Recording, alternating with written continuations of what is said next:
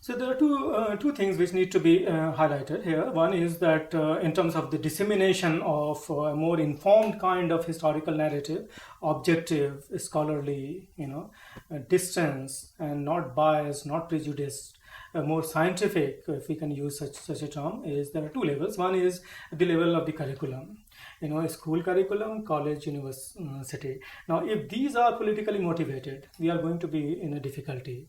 One set of political power comes and tries to do away with the already established curriculum, and then the 5 years later or 10 years later, another regime will come and will change the syllabus once again, which means that the syllabus is going to be very, very politically motivated and defined, whereas it has to be more objective, more independent, more neutral, exposing children, young people to all different kinds of positions rather than only one kind of ideology-driven, information through which they can be indoctrinated, etc.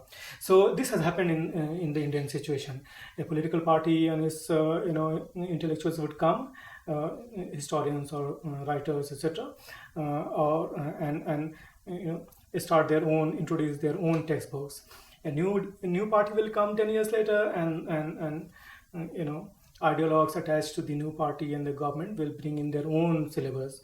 In most cases, we'll find that perhaps they could be completely biased, prejudiced, even very mediocre kind of information is being peddled.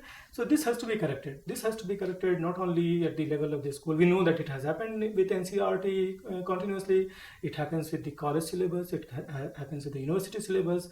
Now, unless an autonomy is given to the intellectuals and writers and scholars, subject experts, different subjects, in this case history, unless this autonomy is given to the historian, that they are not being dictated by the political, no matter which political, left of the center or right of the center or the center, this knowledge and education has to have this independence and autonomy in terms of what is the requirement, in terms of what is going to be taught. If that is not done, then every 5 years we see that our children are being taught differently, and they can be, partisan and biased and prejudiced, etc. The other level is that of the level of independent intellectuals, liberal intellectuals. They are not aligned to one political party against another. They are not political propagandists. They are independent thinkers. They are speaking objectively. They are looking at political developments, etc., historically or more dispassionately, or maintaining some distance. So there has to be a space for that public intellectual, and only those societies which have independent public intellectuals, philosophers, writers, thinkers, etc., who can actually inform a society better rather than a political propagandist. We know that at the level of the politics, we have political activists, we have also political propagandists, we have political ideologues, we have political thinkers, we have political philosophers. So certainly we will not have always very many philosophers, but certainly political theorists and political thinkers, and people who observe, political observers, and people who can observe things from a neutral perspective. They are not biased or in favor of one party or the other. Now, such people, liberal intellectuals, have to be given a space for the society to be informed as to what might have been the reality, above the political propaganda. That we know that much of what is peddled through newspapers or media or TV channels is, different sets of political activists and leaders and spokespersons, political propagandists is speaking for one position or the other. Most of these positions can be utterly bogus, can be completely misleading. In such a situation, we need people who are not partisan, intellectuals, public intellectuals, who offer dissent, who maintain neutrality. Such people should be heard, and there should be a space for them, which is often not happening. We know that often some very good neutral, political observers and thinkers, philosophers are being attacked in our institutions, in our society. Some people have been fatally attacked for for having a view, expressing view which is contrary to the people in power. Now, this is unfortunate and this is unacceptable. For any civilized society, we need actually people who look at politics and society objectively. And therefore, in this case of of a historian taking a liberal position, saying that how certain things done by Aurangzeb was unacceptable from his own point of view in terms of the legitimacy of his practice of power. Now, if I say this, with reference to what happened to the Jats and Sikhs and Satnamis, etc., there are, groups who might get offended. That how can I say that Jats were aggressive? How can I say that the Sikhs were, occupying the territory of Punjab, which was previously the Khalisa territory of the Mughals, revenue from which was coming directly to the imperial territory, therefore it was a Khalisa.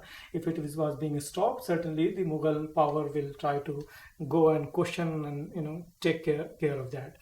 Does that would mean that I am saying something against the Sikhs and Sikh gurus, etc.?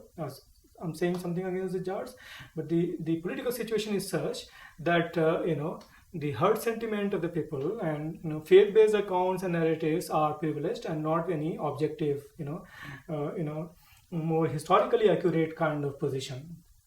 Now, if the polity is stable and confident of itself and just, then there should be space for people to say things which may not be acceptable for one group or the other, but which is accurate thing, which is often not happening. That the moment you say a word, you say that how is it that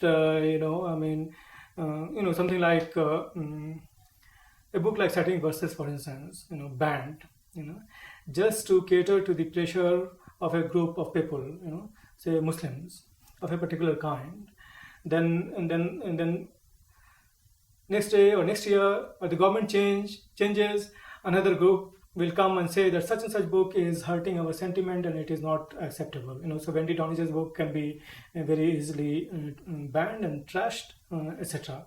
Now this tamasha will continue if the state continues to be pressurized by people who are dealing with faith, etc. Now, whereas, so I'm not defending what might have been written in those books which are banned, but the fact is the books are banned, and under pressure from a group of people who are claiming that their sentiments are hurt. So will therefore be a situation of whether the political system is in a position to create a space for liberals or intellectuals and writers to be able to say things that they want to say. Not to sound cynical, etc., but we know that every 100 years, 150 years, in any history of a civilization, there will be phases when there will be a phase like Akbar and there will be a phase like Aurangzeb. So what kind of phase are we going through now? Whether we are going to face the Aurangzeb kind of situation where the political decline is leading to all kinds of unrest in society, and there will be violence on places of worship, and highways are not safe, and any one group can come up on the streets and do rape and murder, etc., and get away with this because they can control that area. So what happens to the authority of the state in such a situation? The state's power and authority is being questioned and defied, and therefore it is in this interest of the state only to actually act reasonably. That violence of this kind is not acceptable. If at all violence will be practiced, it will be practiced by the state rather than such groups which will kill each other. There is this famous statement by Ghazali that one day 1,000 years of despotism is better than one day of anarchy on the streets of the city, because they will just kill each other. Whereas the state will be will not be so arbitrary to unnecessarily kill people. The state's responsibility actually is to protect people, create conditions of harmonious coexistence of people. The state will have the capacity to kill, but it will not let you die. So that is and that will be the position. But if you unleash the crowd, then what will happen to people who can speak objectively and impartially, etc. So we have to have this thing in terms of political position, that our syllabus, in terms of what we are educating to our children in schools and colleges, etc., have to be non-partisan, have to be scholarly and free from those biases and prejudices against one group or caste or gender, etc., and not selectively showing Akbar as hero and Aurangzeb as villain, but show that what happened and in what context, what kind of people were doing what kind of things, rather than premeditated examples of violence, etc., shown to show that this has to be now corrected. So we are basically trying to indoctrinate our children of whatever left or right kind, and at the same time, we know that the level of education and thinking of our public generally is very, very low. I mean, if you speak to the people, they are completely ignorant about India's historic past. There's complete ignorance. If at all they know, whatever little they know is all wrong and false, etc. So that has to be corrected, and it can be only corrected through proper education. And that proper education is not happening, both through school and college education, as also our level of discussion in public. Newspaper and TV channels, etc., social media. The situation is horrible actually on social media, and they just speak in abusive language if for anything said innocently, and it hurts the sentiment of someone, and a whole lot of people will come and troll you and do all kinds of things and say, and these people have platforms, not only the privacy of their Twitter handles and Facebook, but also they can come on channels, television channels, and abuse and shout and say things which are completely unacceptable and unverifiable. Now this is the level we have come to at this point of time, which is unfortunate, but I think this is a phase which will go.